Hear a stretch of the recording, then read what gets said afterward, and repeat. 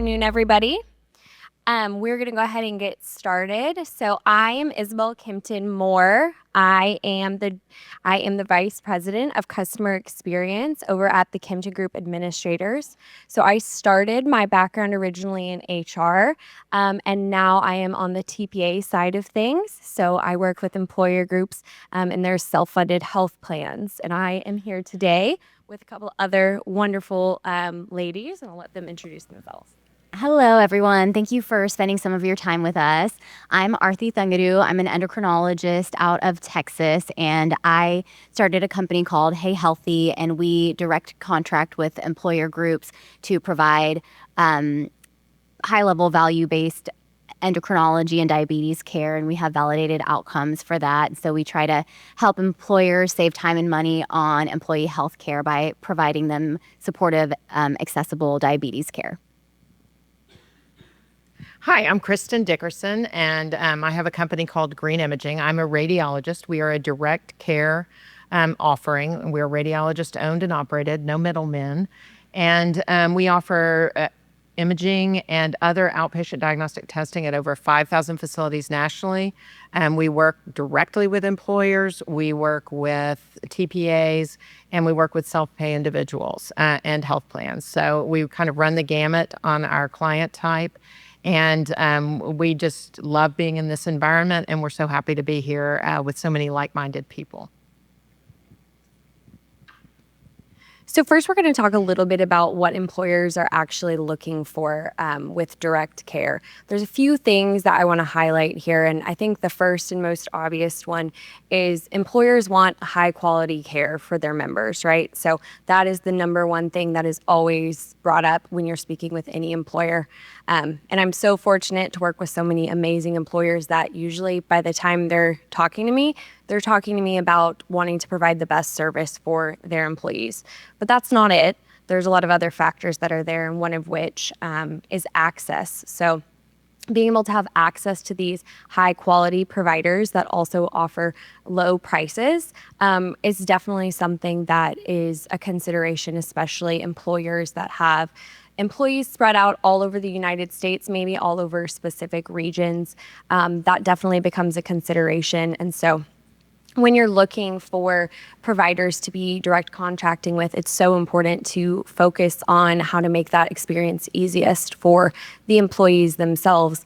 And looking at access is kind of one of the first things. And these two ladies have done a phenomenal job at being able to provide access in a couple of different ways via telemedicine and then obviously just expansion too.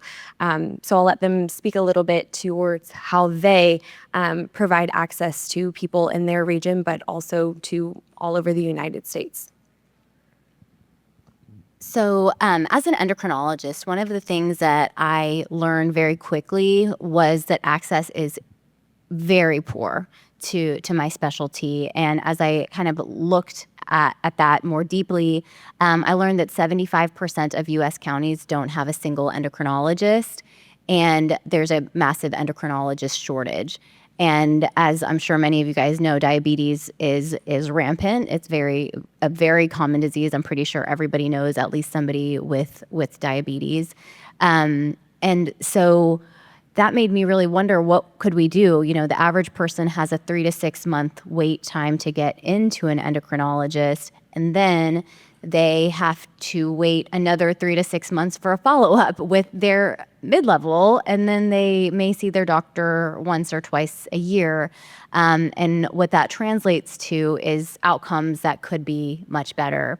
And I thought that, and we've demonstrated it by providing accessible care. And how we've done that is through telemedicine. Endocrinology is unique in that a lot of what we do can be done remotely. And not only does that enable us to access areas where there is no endocrinologist, it also helps the employer in that patients don't have to take time off work to travel to another part of their state to get endocrinology care. And when they have to travel, you know, of course, that is a time off work. Their spouse may have to take off work, and then they go wait for a short visit.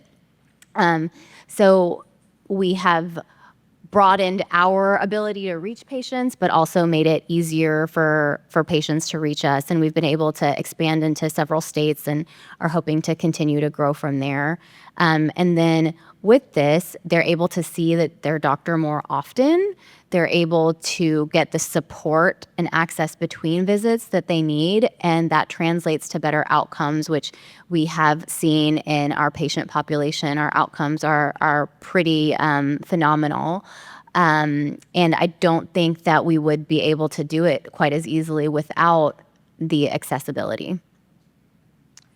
And I was actually presenting at Houston Business Coalition on Health with a client, one of these panels, and she said something that really surprised me, and that was that, they hired Green Imaging, they brought us in to solve a cost problem, but what she really had was an access problem. And access can be defined in a lot of ways, and there are two major definitions of that here. Number one is financial accessibility. Right now, 50% of people are going without care because they cannot afford it. When the employer can save money and still fund that care, is that not a win-win? So that's one problem. The other problem is that really there's a shortage of radiologists right now. Nobody's going into radiology because they're afraid AI is going to, take their job away from them. I just think it's going to make us better, but that's my rosy optimist opinion. And but the access to radiologists at facilities, especially because during COVID, everybody worked from home. And so radiologists don't want to go in and push barium around and do procedures anymore. So there's a real access problem because our network is so redundant. And we found that this was just a winner during COVID because imaging centers would shut down. The ultrasound tech was out with COVID, or they couldn't get parts for this machine. And that redundancy of network is super important.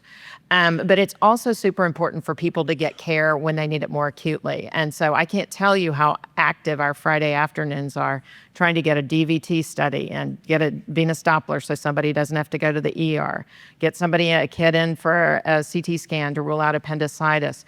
We probably avert, on a Friday, 15 ER visits. And so that's just another way that access to a provider that cares, not just access to a network, access to a provider that I'm only successful, my team is only successful if we're taking care of your people. And that's the only way you're going to re-up with us. And when we are aligned like that ethically, it's much better care.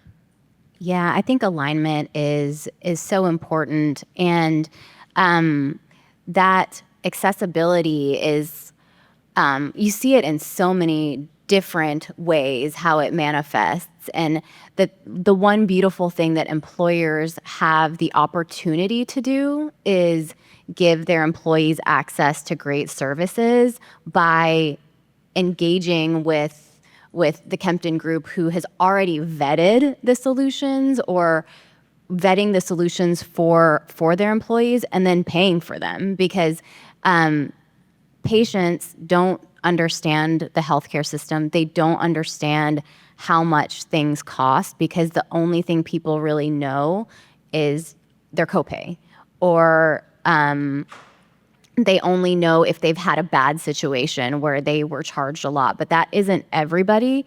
And healthcare billing is so fragmented that it's really hard for them, unless they're tracking very closely how much they're even spending on their appointment with traditional insurance. So by engaging with solutions that can save the employer money, but also make it easy for the employee to get into that specialist or that service that they need, and also make it cost effective and not have them shell out money out of pocket, is a really great way for employers to drive access. And I'd also like to just point out, too, when we talk about access, there's probably some of you in the audience thinking, well, maybe telemedicine isn't always an option, depending on whatever specialty your employee is needing. And also, there's a lot of rural employers that just don't have the availability to have some of these professionals in their communities. So I would also urge employers to not shy away from travel. I know sometimes employees are a little bit reluctant to do that at first. It seems a little bit scary and kind of odd that you would maybe be traveling, maybe it's a short drive away. Maybe it's a plane ride. Dr. Keith Smith mentioned earlier that they have quite a few people that have been flying in from Canada to receive care in Oklahoma. So I just would tell employers not to shy away from that either. And you can do it in a few different ways. We, at the Kempton Group, we do quite a bit of travel for our members. So we actually steer employees to high quality, low cost providers in different areas. And we handle all of the travel included in that. And the employer waives that expense for the employees. So those employees are able to travel to receive care at no cost. So that means the employer is waiving the hotel stay, maybe a rental car, all travel included in that, because we are able to steer to such a high value provider that it still comes out that their plan is saving money, even while paying for that travel. So that does require a little bit more explanation on the member side of things, just because it seems a little scary at first. But I promise it's very, very rewarding for the employer, for those employees to be able to receive the care that they need, and also at a low cost for the employer. One of the other things that we see a lot from employers when they're discussing what they want with direct care is also ease of use. So this one I hear a lot about in my day-to-day. Employers want to be able to explain it to employees very, very simply. Unfortunately, this system is quite broken and quite confusing, and it's meant to be confusing, so people don't know what to do, what not to do. But there are ways to simplify it, and I would say the first thing that comes to mind is from employers taking a more active role in their health plans. So a lot of times this comes from HR, comes from the C-suite, but really to spend that time to educate your employees on their benefits, what they have available, and then why it makes sense to direct care towards these high-value, low-cost providers.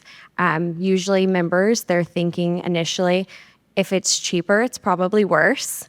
Unfortunately, that's usually the way people are thinking about it in the beginning, and that's just simply not the case. When you have providers that are charging ridiculous amounts, they're charging those amounts for a lot of reasons, but also to bake in for poor outcomes. And so these high-value providers, they don't have the margin to be able to have bad outcomes. And so I think having members understand that, a lot of it comes from HR to be able to explain that to their employees so they feel comfortable making different choices when they're choosing care. But I'm sure from the provider side as well, there's probably things to do to make it easier for members on their use of their amazing benefits as well. So. Yeah, I think making it as easy for the employees as possible is key. When there's friction, they get frustrated, or they don't want to use it, or most people are used to having a bad experience with healthcare. Most people are so dissatisfied that the expectation is almost that they are going to have a bad experience, which, the bar is low, so that makes it easier for us in a way. But it is really important to say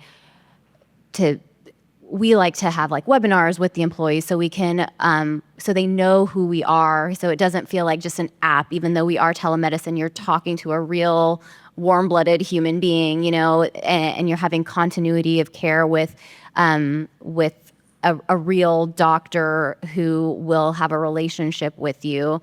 I think that sometimes people perceive telemedicine as like, the teledoc experience where you use an app and you get paired with a provider that you don't even know what type of provider they are, and then you never see them again in your life. So kind of helping employees understand what the program is and really getting to know them has been very, very helpful, and also telling them, we're here to take care of everything. We're here to make it easy, and actually following through on that is super important in this space, because the last thing that the employer wants is their employees to come back and complain that it was too hard to work with you, and then that relationship is challenging to repair as well. So you just want to make it as easy for the employees as possible, and also the employers. Yeah, and I would say, a live person matters so much in healthcare. Even people just getting something as simple as a mammogram are under healthcare stress. And so a warm voice, I mean, really, we monitor everything that our concierge do, all the communications, the phone calls. And, we tell them, we want to, in your words, even if you're texting a patient, we want that warmth to come through. And they do a great job of it. If you look at our reviews, you'll see they know our concierge name. But that's that human touch. Even our web chat it's not AI, it's a real person manning it on the other end. And I think that is critical, is having the human touch in healthcare. Apps just don't do it for healthcare. So I think that is super important. The patient experience, though, has to be from start to finish. And I'm going to say that a role that employers can take in this is simplifying plan design.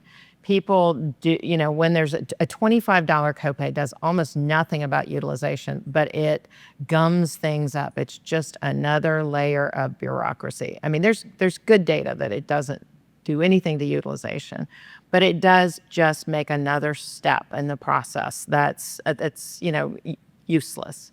And so zero out of pocket is, there are HSA plans. There's some workarounds for HSA plans that you can do first dollar coverage. Talk to your ERISA attorney about that. There are good ways to do that, but as simple as you can make it. And then, we see plan designs where foot disorders are excluded. Well, that makes some of this, you got to use logical sense. And that was because people were getting cosmetic, things done cosmetically to their feet. But, if somebody can't walk, the rest of their health care suffers. So, I mean, I've had MRIs of the ankle denied because there's a ERISA attorney that has the standard language that where foot disorders are. So look at your plan language, look at what you're actually offering your employees, and try to make it as easy as possible and as logical as possible. That makes no sense from a healthcare standpoint. Even lay people know that. So I just take the friction out of the plan, make it easy for them to use these providers that you're putting in place. It really makes a difference. Perfect. And I would say to that point, there's a lot of very creative things you can do within your plan design. And like Dr. Dickerson said, to be able to waive that patient expense is a huge motivator when you're having conversations. And again, I'm going to repeat education, but it does require some upfront explanation as to why you can waive that patient responsibility. But ultimately, once an employee understands it, they're going to be committed and they're going to be very motivated to make that choice. It sometimes takes a little coaxing and a little explanation and a little bit more of an investment up front, but I can assure you it is well worth the investment to spend the time to educate that employee to be able to understand how to have a first dollar benefit that they can utilize to receive that care. So let's talk a little bit about how providers like both of you guys are able to provide a service of such high quality at such a low cost compared to the traditional way. I know both of you guys have experience in that setting. So what differs? What do you do today that differs from back then? So I think that healthcare is way more expensive than it has to be. And one, I think alignment with what you're trying to do has to be there, and you have to commit to that first. And everything starts with a thought and a way of thinking. And so I think that's the first part. And then really being lean about your overhead and recognizing waste and analyzing your budget every month at least, and knowing what you need and what you don't need. The great thing about direct contracting is you don't need to have several staff members to process claims. Obviously depends on how many, but the the getting reimbursed and the denials aren't as much of an issue. And that's really how we've been able to deliver much longer visits and much more frequent visits at a cost lower than you would expect, by keeping overhead super lean. And I guess I should add, having the right team, having a team that is aligned with the intention of the employer and of our company to really transform the lives of people living with metabolic disease, and that being kind of the primary endpoint. And for us, there are a couple of different factors. In the mainstream medical world, doctors spend about 30% of their revenue to collect 70% of what they're contracted to receive from the insurance companies. That is waste. That is total waste. And it's unfair and it's illegal. And it's ridiculous that all that energy goes into that. So, and all that money goes into that. And so that's kind of the number one. And, even us, if we don't collect from a patient up front that has, for some reason, has a patient responsibility like an HSA plan, we're able to collect about 6 cents on the dollar after the fact. And that's what hospitals and medical practices are up against. So when we have employers who can save 40%, 50% on the cost of care and fund the patient responsibility, we're all winning in that equation. And so the other thing that we did that's somewhat unique to imaging, but it is to medical practices as well, is we used untapped resources. So for me, I was a radiologist out running a radiology group. We were reading for imaging centers that were practicing out of network. They were at 50% capacity. So going and opening a bunch of imaging centers was not going to do any good. I wasn't going to be able to hold down the cost of care. What I did was I started bringing them patients. So I bought the extra time on their table. They became our lease time on that machine. We bought that at a discount, pushed it to our PACs. Our radiologists read the study, and we billed fairly, at a fair rate. And that, really tapping into those wasted resources. And that's one reason we're green imaging. We save money is one reason, but the second is that we're really using, underutilized or unused resources out in the community. And we do that. Our favorites are doctors' offices that have in-house imaging. They're only using it for their own patients 30% of the time, maybe. And we can bring them volume and again, benefit the practice, benefits us, and benefits our employers and our patients. Okay, I know we just have a few minutes left, so I want to make sure we have time for any questions. So unless you ladies have anything else you'd like to add, we want to open it up for questions if we have any. It's much easier to go through somebody who has a relationship with the employer.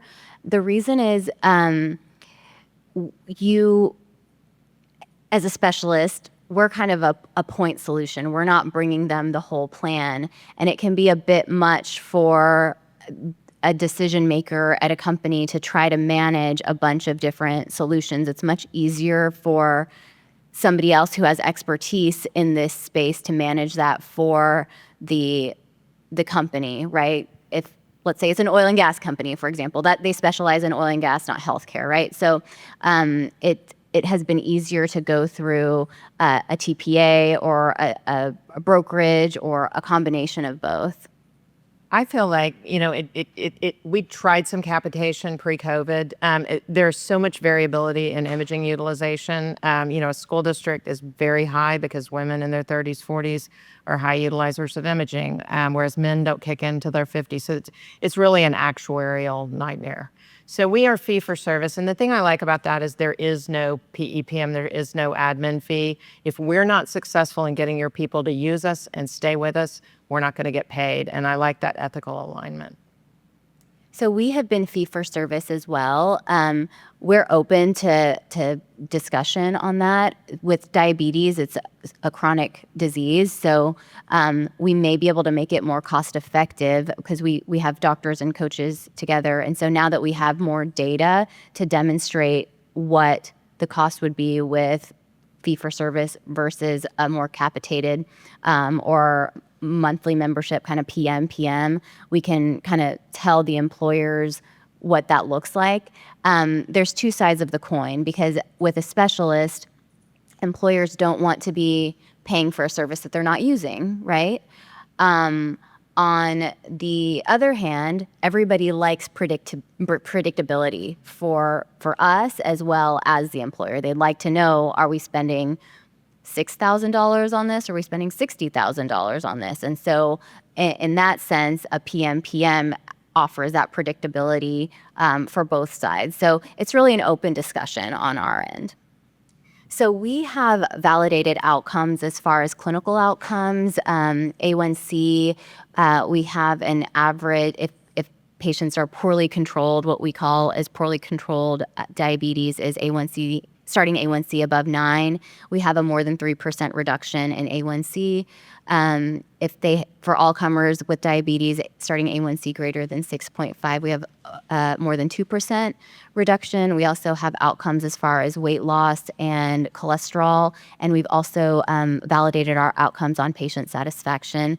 And we've demonstrated that not only are we able to lower the A1C, but patients are able to sustain that lower A1C over several years. And we have no patients who have been admitted to the hospital, knock on wood, for diabetes-related complications.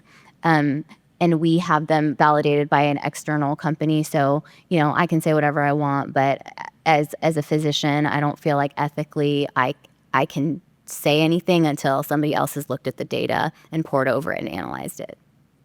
And our savings data is Validation Institute validated. It's really tough in imaging, but we think we have the best formula of all, which is our radiologists are almost always laying eyes on the images themselves. And a good radiologist is not going to read a bad study. And we guarantee every exam that the patient and the physician are going to be satisfied. And over 14 years, we've repeated 8 studies. So I think that repeat rate speaks to our ability to control quality. We use Validation Institute as well, and I think it's incredibly important, especially for the physicians in the room. We need to be tracking our data. We need to know how we're doing, and if we may be doing much better than we think we're doing, or we might not be. And without knowing it, we can't really make an assessment of how we're doing, but very few physicians do that.